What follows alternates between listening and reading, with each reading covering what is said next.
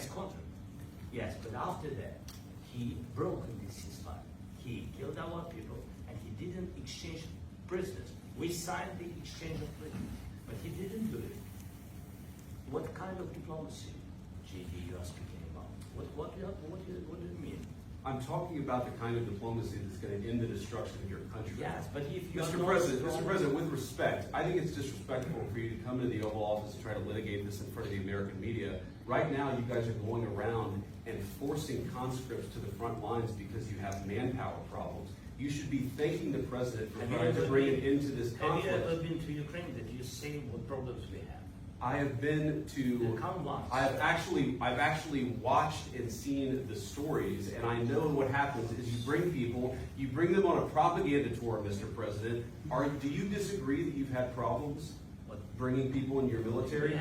And do you think that it's respectful to come to the Oval Office of the United States of America and attack the administration that is trying to prevent the destruction of your country? A lot of questions. Let's start from the beginning. Sure. First of all, during the war, everybody has problems. Even you, but you have nice ocean and don't feel now, but you will feel it in the future. God bless. You don't know that. God bless. You don't God know. bless. You will not have a war. Don't tell us what we're going to feel. We're trying to solve a problem. Don't tell us what we're going to feel. I'm not telling you. Because you're in no position to dictate that. That's exactly what you're doing. You're in no position to dictate what we're going to feel. We're going to feel very good. We're going to feel very good and very strong. You're right now not in a very good position. You've allowed yourself to be in a very bad position, and he happens to be right about it. From the very beginning of the war. You're not in a good position. You don't have the cards right now. With us, you start having cards. But right now, you don't. Yeah, you're playing cards.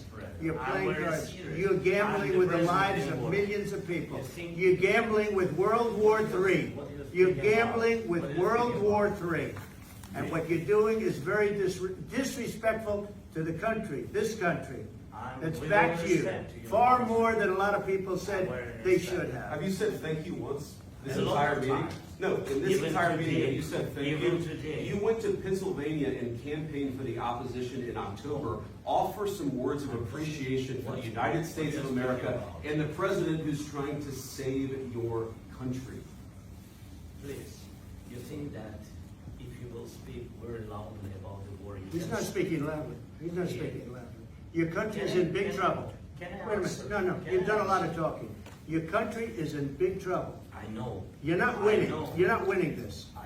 You have a damn good chance of coming out okay because of us. Mr. President, we are staying in our country, staying strong from the very beginning of the war. We've been alone. And we are thankful. I said thanks. You haven't been alone. You haven't been alone. We gave you, through this stupid president, $350 billion. We gave you military equipment, and you men are brave, but they had to use our military. If you didn't have our military equipment, this war would have been over in 2 weeks. In 3 days, I heard it from Putin. In 3 days. This is something maybe less. In 2 weeks, of course, yes. It's going to be a very hard thing to do business like this. Again, just say thank you. I said a lot of times to American people. Accept that there are disagreements, and let's go litigate those disagreements rather than trying to fight it out in the American media when you're wrong. We know that you're wrong. But you see, I think it's good for the American people to see what's going on. I think it's very important. That's why I kept this going so long. You have to be thankful. You don't have the cards. You're buried there. Your people are dying. You're running low on soldiers. Listen, you're running low on soldiers. It would be a damn good thing. And then you tell us, I don't want a ceasefire. I don't want a ceasefire. I want to go and I want this. Look, if you could get a ceasefire right now, I tell you, you take it so the bullets stop flying and your men stop getting killed. Of course, we want to stop the war. But you're saying you don't want a ceasefire. I want a ceasefire because you'll get a ceasefire faster than an agreement. Ask our people about a ceasefire, what they think. That wasn't with me. That wasn't with me. That was with a guy named Biden, who was not a smart person. That was with Obama. It was your president. Excuse me. That was with Obama, who gave you sheets, and I gave you javelins. Yes. I gave you the javelins to take out all those tanks. Obama gave you sheets. In fact, the statement is Obama gave sheets and Trump gave javelins. You got to be more thankful. Because let me tell you, you don't have the cards. With us, you have the cards. But without us, you don't have any cards. One more question to Mr. Vice President.